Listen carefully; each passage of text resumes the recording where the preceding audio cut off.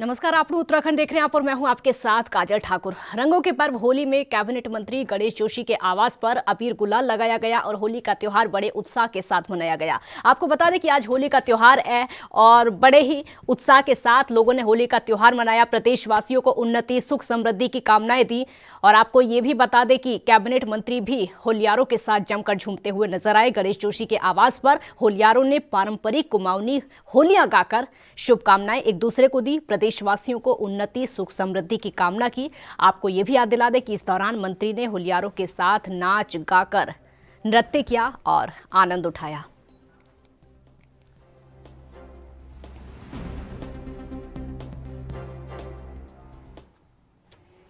उत्तराखंड में बाल संरक्षण आयोग की गाइडलाइंस के मुताबिक प्रदेश के हर जिले में बाल मित्र थाना खोला जाना चाहिए और इसी क्रम में टिहरी में एसएसपी तृप्ति भट्ट ने नरेंद्र नगर के अंतर्गत बाल मित्र थाने का उद्घाटन किया। आपको बता दें कि जिले भर के सभी बाल अपराधियों को इसी थाने में रखा जाएगा और उनके साथ घर जैसा व्यवहार किया जाएगा। पूरी कोशिश की जाएगी कि वो अपराध की दुनिया को छोड़कर सामान्य रूप से जीवन यापन कर सके।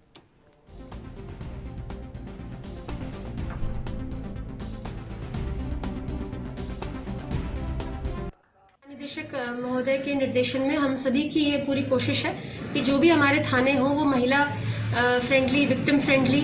और इसी क्रम में हमने थाना नरेंद्र नगर में महिला हेल्पलाइन की भी स्थापना पूर्व में करी थी। इसी क्रम में आज यहाँ पे बाल मित्र पुलिस थाना, जो हमारे पूरे राज्य के सभी जिलों में बनाया जाना प्रस्तावित है, उसका उद्घाटन आज किया गया, जिससे हमें पूरी उम्मीद है कि जो हमारे पुलिस स्टेशन है वो महिलाओं के लिए और बच्चों के लिए अधिक। तो जैसे जैसे गर्मियां नजदीक आती जा रही हैं वैसे वैसे जंगलों में आग लगने की घटनाएं लगातार बढ़ती चली जा रही हैं। ऐसे मामले लगातार निकलकर सामने आ रहे हैं। राजाजी टाइगर रिजर्व के अंतर्गत गोहरी रेंज के बैरागढ़ में जंगलों में आग लगने की घटना सामने आई है। आपको ये भी बता दें कि आग लगने से कई हेक्टेयर वन संपदा नष्ट हो चुकी है। वहीं आग की घटना पर बैरागढ़ के ग्रामीणों ने बताया कि रविवार दोपहर से जंगल में आग लगी हुई है। इसकी सूचना गोहरी रेंज के वन कर्मियों को दे दी गई है। आपको ये भी बता दें कि जंगल में आग तेजी के साथ फैल रही है। हालांकि सूचना मिलने पर वनकर्मी जंगल में फैल रही आग को बुझाने का प्रयास करने में जुट गए।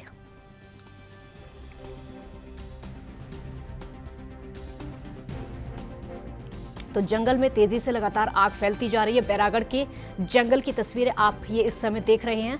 जो आग की तस्वीरें निकलकर सामने आई हैं, कई हेक्टेयर वन संपदा यहां पर जलकर पूरी तरीके से नष्ट हो गई है। यानी कई हेक्टेयर के क्षेत्र में जो वन यहां पर थे वो पूरी तरीके से जलकर नष्ट हो चुके हैं। लगातार आग लगने की घटनाएं अब से पहले भी सामने आती रही हैं। उत्तराखंड में इस तरह की घटनाओं पर रोक लगाने की कोशिशें तो प्रशासन की तरफ से बहुत की जाती हैं, बावजूद इसके इन घटनाओं पर रोक नहीं लग पाती है। एक बार फिर से वही मामला निकलकर सामने आया है।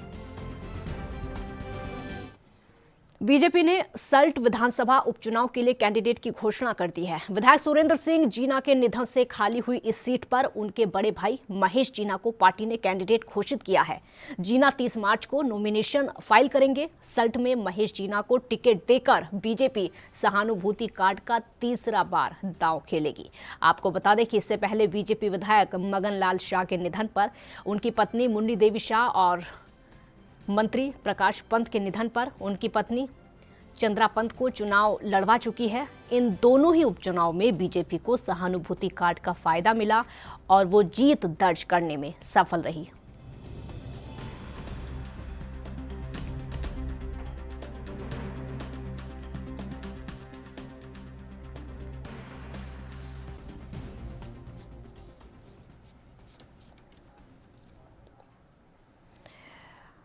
अभिनंदन भारद्वाज सहयोगी इस समय फोन लाइन पर हमारे साथ जुड़ चुके हैं। अभिनंदन, लगातार बीजेपी की तरफ से देखा जाता है कि कोई ना कोई कार्ड खेलने की कोशिश की जा रही है। इस बार भी कुछ ऐसा ही देखा गया है?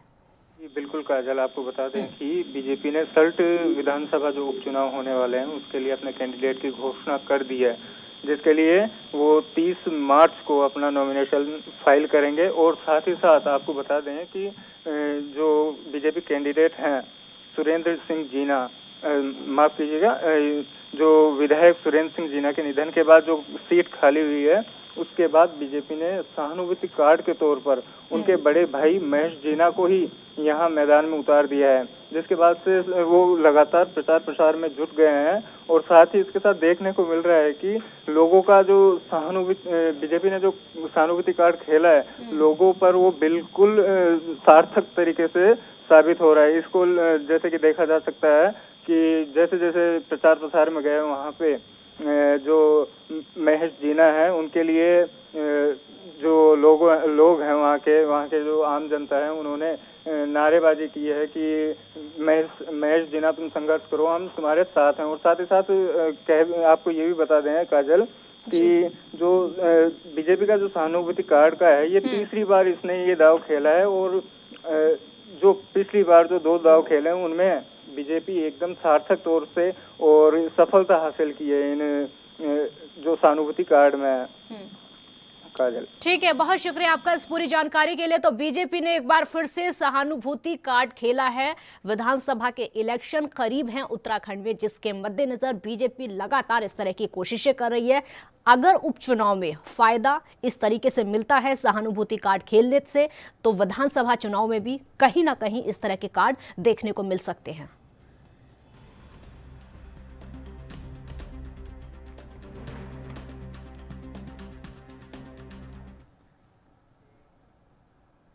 यहां पर एक छोटे से ब्रेक का वक्त हो गया है। आप देखते रहिए ANP न्यूज।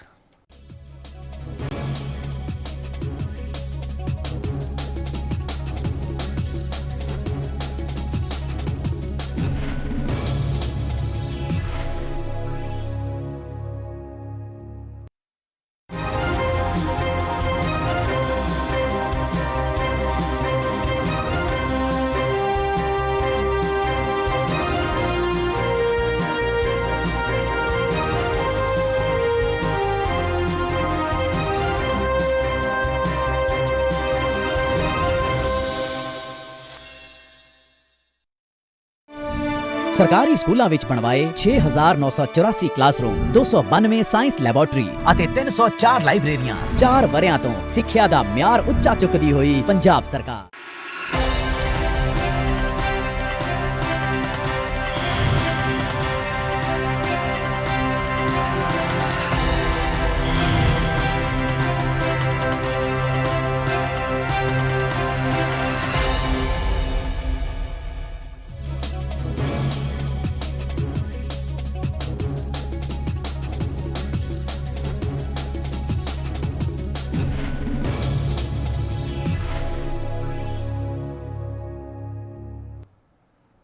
ब्रेक के बाद एक बार फिर स्वागत है आपका। तो सल्ट उपचुनाव को लेकर बीजेपी पूरी तैयारी कर रही है और तैयारी एकदम जोरों पर है। इसको लेकर बीजेपी की ओर से उम्मीदवार महेश जीना ने प्रचार भी शुरू कर दिया है। बीजेपी उम्मीदवार महेश जीना ने उपचुनाव को लेकर सल्ट विधानसभा क्षेत्र का दौरा किया। इस दौरान उन्होंने घर जाकर मतदाताओं से मुलाकात की और वहीं मतदाताओं में भी बीजेपी उम्मीदवार को लेकर खासा जोश देखने को मिला। लोगों ने जगह जगह महेश जीना का माला पहनाकर स्वागत किया, तो वहीं लोगों ने बीजेपी प्रत्याशी को लेकर जमकर नारेबाजी की।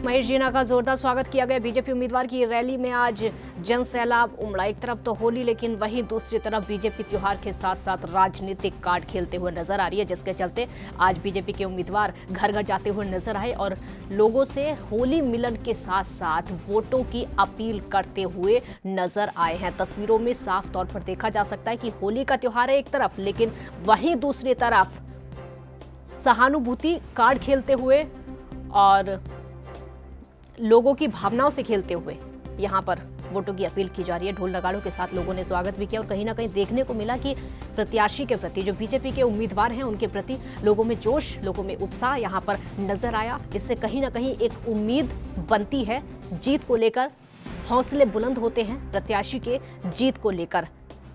बीजेपी उम्मीदवार की आज रैली हुई और जोरदार स्वागत भी उनका किया गया। तस्वीरें आप साफ तौर पर देख सकते हैं क्योंकि उपचुनाव की धूम इस समय मची हुई है। सल्ट उपचुनाव, एक तरफ कांग्रेस है जहां पर पूरी तरीके से उम्मीदवार को लेकर घमासान मचा हुआ है, वहां पर उम्मीदवार को लेकर लगातार चर्चा चल रही है, मंथन चल रहा है, आलाकमान के साथ में भी लगातार मंथन चल रहा है, लेकिन कहीं ना कहीं वो जो मामला है वो अटका हुआ है प्रत्याशी को लेकर, उम्मीदवार को लेकर, और इसी वजह से बीजेपी लगातार सवाल भी उठा रही थी कि बीजेपी इतने मंथन के बावजूद अपना उम्मीदवार तय नहीं कर पा रही है। और वहीं दूसरी तरफ देखें तो बीजेपी की तरफ से जो उम्मीदवार तय किया गया है, जन सैलाब उमड़ता हुआ दिखाई दे रहा है और लगभग सभी से मेलजोल दिखाई दे रहा है। घर घर जाकर वोटों की अपील की जा रही है। होली के त्योहार के मद्देनजर भी आज जमकर लोगों से मुलाकात की गई।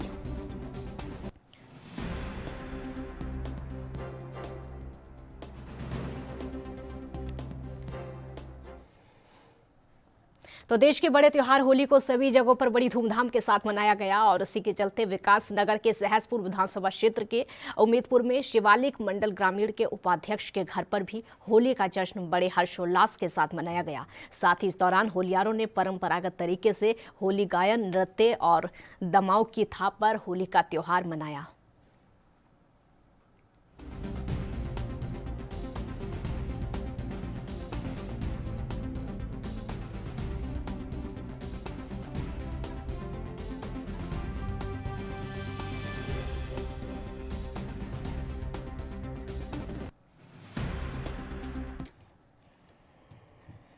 हितेंद्र स्वामी सहयोगी इस समय हमारे साथ फोन लाइन पर ज्यादा जानकारी के लिए जुड़ चुके हैं। हितेंद्र, आज देश भर में देखने को मिला है, सिर्फ उत्तराखंड में ही नहीं बल्कि हालांकि हम उत्तराखंड की तस्वीरें इस समय दर्शकों को दिखा रहे हैं। होली का त्योहार बड़े धूमधाम के साथ, बड़े जश्न के साथ मनाया गया। बिल्कुल, जिस तरीके से देश भर में कोरोना का कहर लगातार जारी है और ये दूसरी होली है जो कोरोना की चपेट में आई है, जिस पर कोरोना का ग्रहण देखने को मिला है। लेकिन इस बार कुछ राहत की बात ये है, बीच में कोरोना के मामले बहुत ज्यादा कम हो गए थे, तो कई राज्यों में कोरोना का इस बार जो दूसरी लहर है वो देखने को नहीं मिल रही है।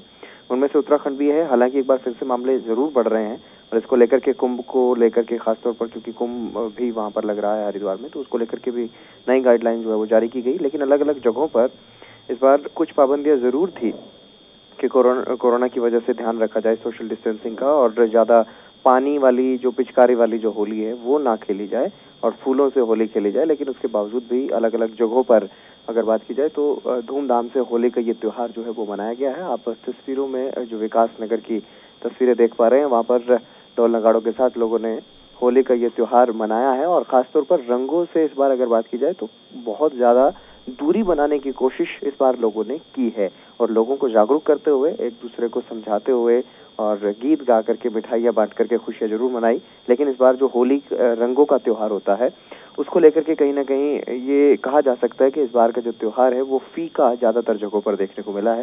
हालांकि कई जगहों पर कोरोना गाइडलाइंस की जो नियम है उनका उल्लंघन भी किया गया, कई जगह पर लोग बेफिक्र नजर आए कोरोना से, लेकिन बहुत ज्यादा संख्या में अगर देखा जाए तो लोग कोरोना को लेकर के जागरूक नजर आए और पूरी तरह से। बहुत शुक्रिया आपका इस पूरी जानकारी के लिए। तो आज देश भर में होली का त्योहार देखने को मिला और उत्तराखंड की तस्वीरें हमने आपको दिखाई। छोटे से ब्रेक का वक्त यहाँ पर हो गया, जल्द हाजिर होंगे। आप देखते रहिए एनबी न्यूज।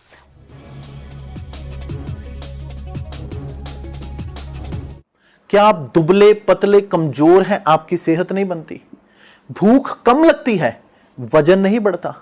दरअसल मेन बात खाना पीना खाना नहीं है, मेन बात है खाया पिया लगना। और अगर खाया पिया लगेगा ही नहीं तो सेहत बनेगी कैसे? इसलिए हमारी संस्था सन्यासी आयुर्वेदा ने एक ऐसी दवा बनाई है जो कि आपके पाचन तंत्र को, आपके लीवर सिस्टम को ठीक करने का काम करती है, ताकि आप जो भी खाएं उसका पूरे का पूरा निचोड़ आपके शरीर को लगे, आपकी भूख बढ़े, खाया पिया सही से लगे, नया खून बने, हड्डियों में जान आए, वजन बढ़े, ताकत बढ़े, चेहरे पर नूर आए और आप मोटे तगड़े खूबसूरत पर्सनैलिटी के मालिक बन जाएं।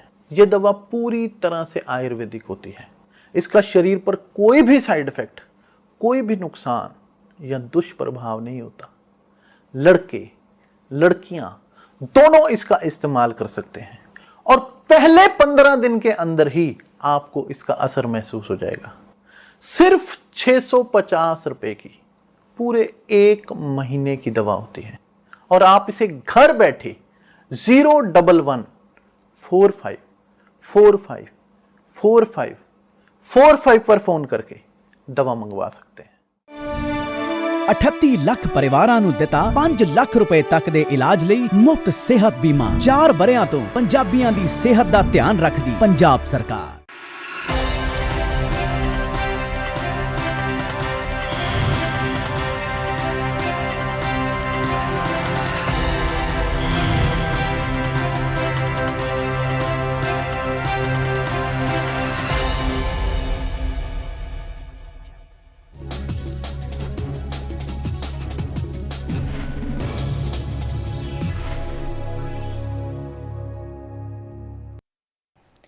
ब्रेक के बाद एक बार फिर स्वागत है आपका। तो उत्तराखंड के बहादुराबाद थाना क्षेत्र में एक महिला के शव की सूचना मिली, जिस पर पुलिस ने वहां पर पहुंचकर छानबीन शुरू कर दी है। बहादुराबाद स्थित पुराना पावर हाउस के नीचे महिला का शव पाया गया। जानकारी के मुताबिक कुछ लोग बंद पड़ी नहर में फोटो क्लिक करने गए थे। युवकों ने नहर में पड़ी महिला के शव को देखकर पुलिस को सूचना दी। 3 से 4 दिन पुराना शव बताया जा रहा है। मृतक महिला के शरीर पर चोट के कई निशान नजर आ रहे हैं। अभी तक शव की शिनाख्त नहीं हो पाई है। शव को कब्जे में लेकर पोस्टमार्टम के लिए भेज दिया है और पुलिस मामले की जांच में जुटी है।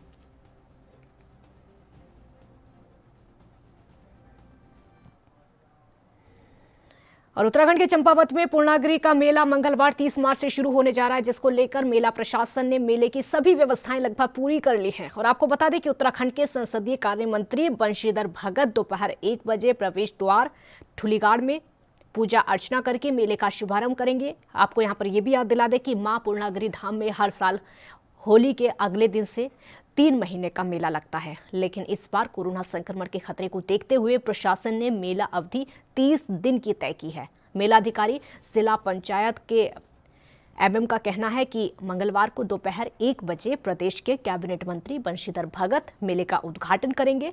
वहीं मेला मजिस्ट्रेट ने यह भी बताया कि मेले की सभी व्यवस्थाओं को अंतिम रूप दे दिया गया है।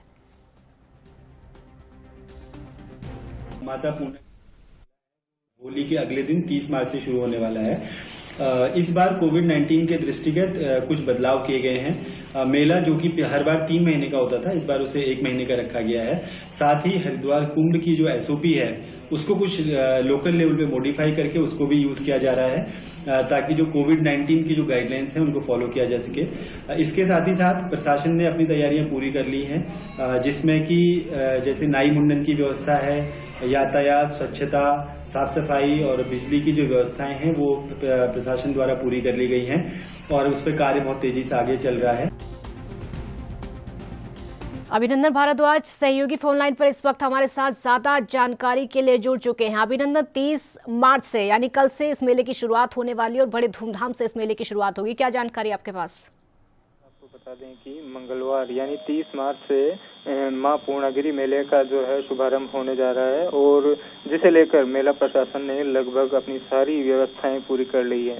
और साथ ही जो उत्तराखंड के संसदीय कार्य मंत्री बंशीधर भगत हैं वो दोपहर 1 बजे प्रवेश द्वार में पूजा अर्चना कर मेले का शुभारंभ करेंगे।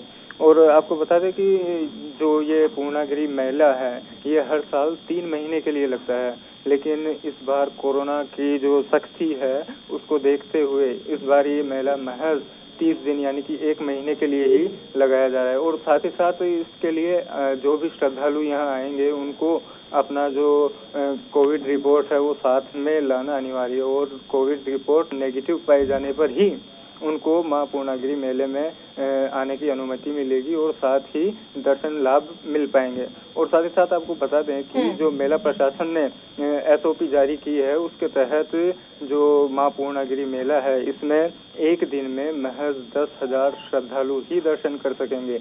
और इसके साथ आपको बता दें कि अपने संसदीय कार्य मंत्री बंशीधर भगत इसका पूजा अर्चना कर कल मेले का शुभारंभ करेंगे। मंगलवार यानी 30 मार्च को इस मेले का शुभारंभ होने जा रहा है, जो उसके बाद से ये 1 महीने तक मेला चलने वाला है। ठीक है, बहुत शुक्रिया अभिनंदन आपका इस पूरी जानकारी के लिए। तो एक दिन में तकरीबन 10,000 श्रद्धालु ही दर्शन कर सकेंगे। लगभग 3 महीनों के लिए मेला लगता था, लेकिन अब इस बार कोरोना के चलते सिर्फ 30 दिनों तक मेले का आयोजन किया गया है। और उत्तराखंड के हरिद्वार में भारतीय मुद्रा लेने से मना करने का मामला सामने आया है। दरअसल यहां पर पेट्रोल पंप कर्मियों ने भारतीय मुद्रा लेने से साफ मना कर दिया है और उपभोक्ताओं के साथ अभद्र व्यवहार और मारपीट भी की गई है। जानकारी के अनुसार दुष्यंत सैनी अपने साथी के साथ पेट्रोल पंप पहुंचा था और पेट्रोल के बदले 10 रुपए के सिक्के दिए थे तो पेट्रोल पंप कर्मियों ने 10 रुपए के सिक्कों को लेने से मना कर दिया और उपभोक्ता के विरोध करने पर पेट्रोल पंप कर्मी मारपीट पर उतर आए। वहीं उपभोक्ता ने मामले की वीडियो बनाकर सोशल मीडिया पर वायरल कर दी।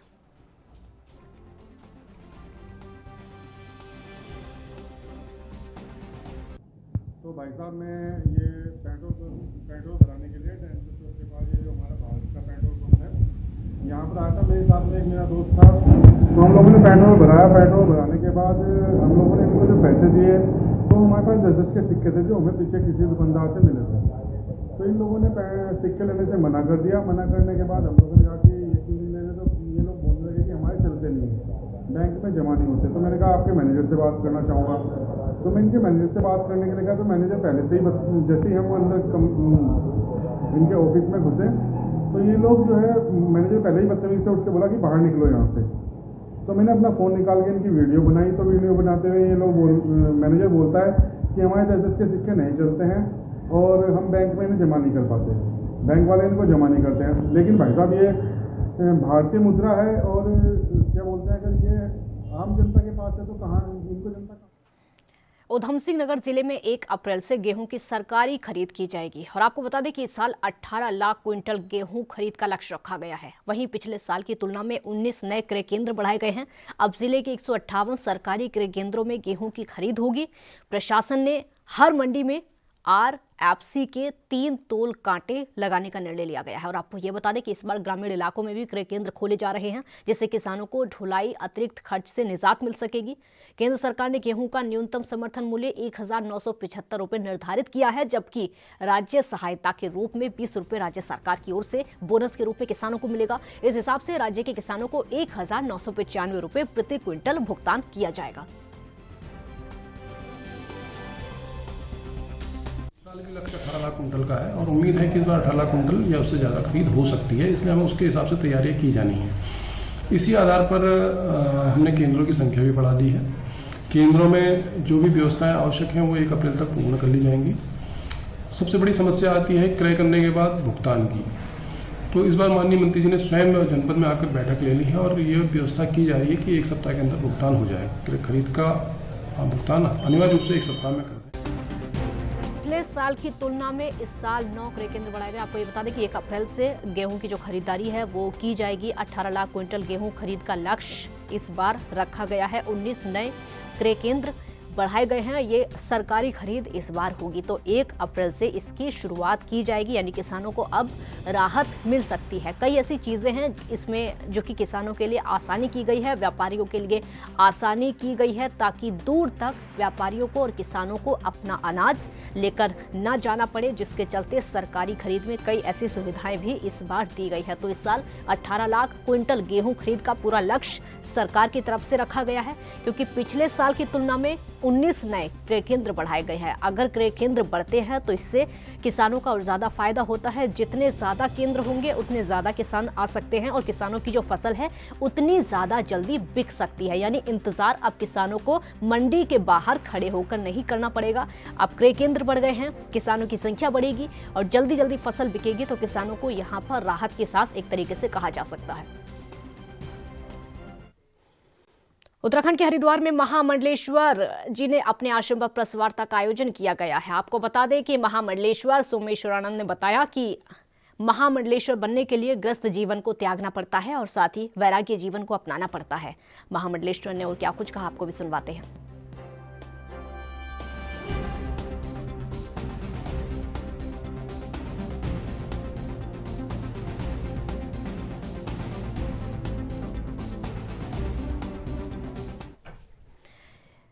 आप लोग उत्तराखंड में फिलहाल इतना ही। आप देखते रहिए ANB न्यूज़। नमस्कार।